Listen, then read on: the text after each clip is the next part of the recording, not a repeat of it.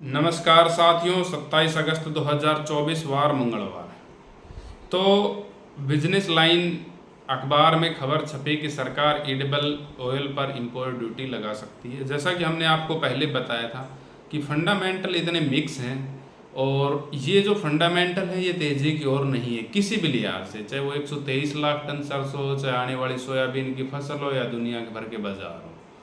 तो जो फंडामेंटल है वो बहुत मिक्स है और ये किसी खबर के चलते, और खबर भी हमने आपको बताई थी भाई, जो कृषि मंत्री हैं वो मध्य प्रदेश से आते हैं और वहाँ पर सोयाबीन का एक प्रेशर है मना हुआ है किसानों का, और लगातार ये आंदोलन एक तेज़ धार पकड़ता हुआ नज़र आ रहा है। इसी के चलते सरकार ड्यूटी लगा सकती है। अब कुछ टेक्निकल बदलाव इस खबर में हुए हैं, उनके ऊपर आगे चलेंगे। पहले अंतर्राष्ट्रीय कुछ बातों को आज जान लेते हैं। तो अंतर्राष्ट्रीय बात यही है कि रूस ने स्पष्ट शब्दों में आज धमकी दी है कि अब जो हमला होगा, पीछे जो हमले हुए थे उनमें सबसे भयावह हमला होगा। पर इन सब के बावजूद भी ना कल ना आज अंतर्राष्ट्रीय मार्केट में, खास तौर पर सी बोर्ड में जो गेहूं का जो वायदा है वो अपर सर्किट लगाता हुआ नजर आ रहा है। यूसी जो अपने यहाँ कहते हैं भाई, यूसी चिल्लाने लग जाते हैं, तो वो यूसी जो है ना, जब तक इतनी बड़ी खबरें चल रही हैं दुनिया में, तेल भी 3% कल तेज था, अभी थोड़ा डाउन है, गोल्ड भी तेज था, उसके बावजूद भी वो यूसी नहीं लग रहा है अंतर्राष्ट्रीय मार्केट के गेहूं के वायदा में, खासकर अमेरिका के वायदा में। जो इस तेजी को या सी बोर्ड की इस रिकवरी को या केएलसी की इस रिकवरी को तेजी या स्टेबिलिटी मानने से थोड़ा सा दिल अभी थोड़ा सा प्रेज कर रहा है कि भाई जिस भी हालात में अंतर्राष्ट्रीय मार्केट में तेजी है वो कहीं ना कहीं सिचुएशनेबल नहीं है।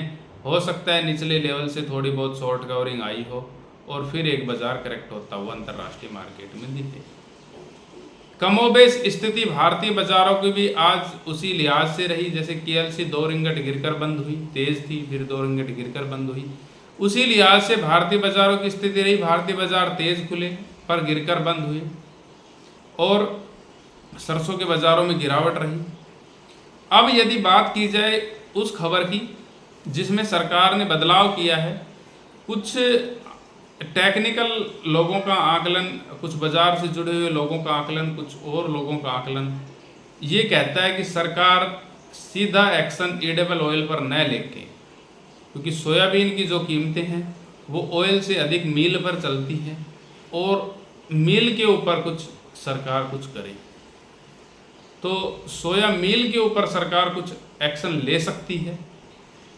पहली जो प्रायोरिटी है वो यही है कि सोया मील की कीमतों को किस प्रकार से उठाया जाए और एक अपसाइड सोया मील में देखी जाए।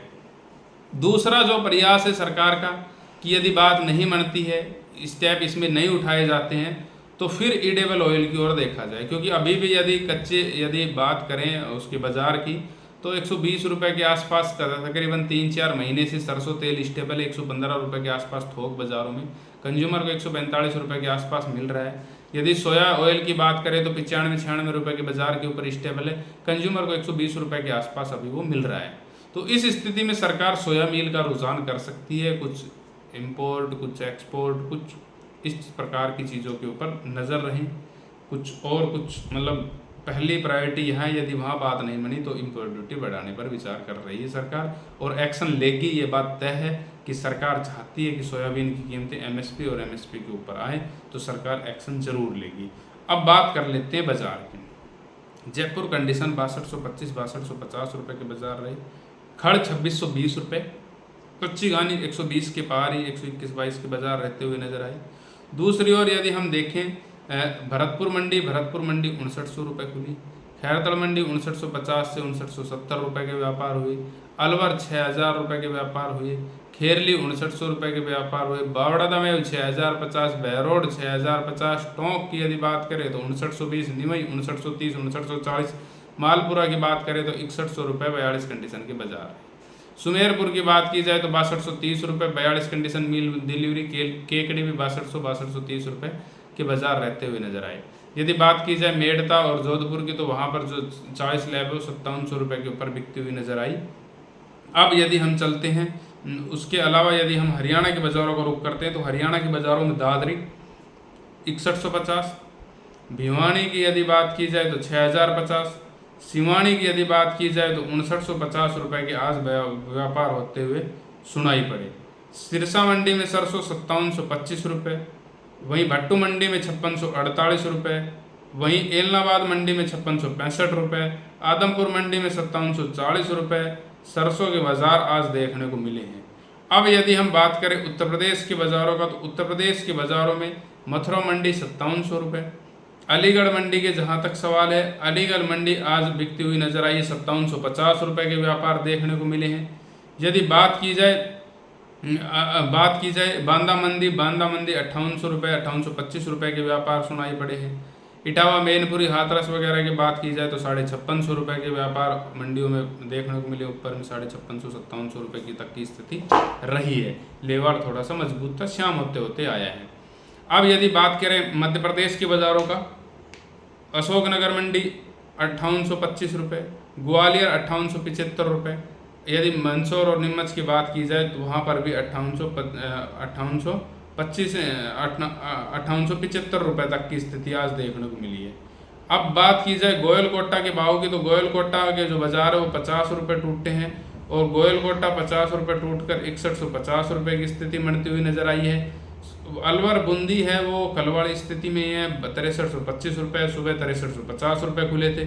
सलोनी शमशाबाद तेज खुला था पर 50 रुपये टूट गया, थोड़ी सी बिकवाड़ी आई अंतर्राष्ट्रीय मार्केट के साथ। कोटा 6650, अलवर शमशाबाद दिगनेर 6750, शमशाबाद दिगनेर और मुरैना 6750, अलवर 6675 रुपये की स्थिति रही है।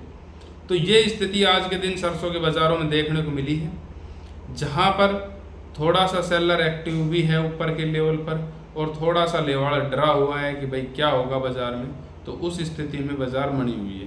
तो जानकारी कैसी लगी हो लाइक शेयर कमेंट करके ज़रूर बताएं। वीडियो छोड़ने से पहले हमें फॉलो करना न भूलें। जय हिंद, जय जवान, जय किसान।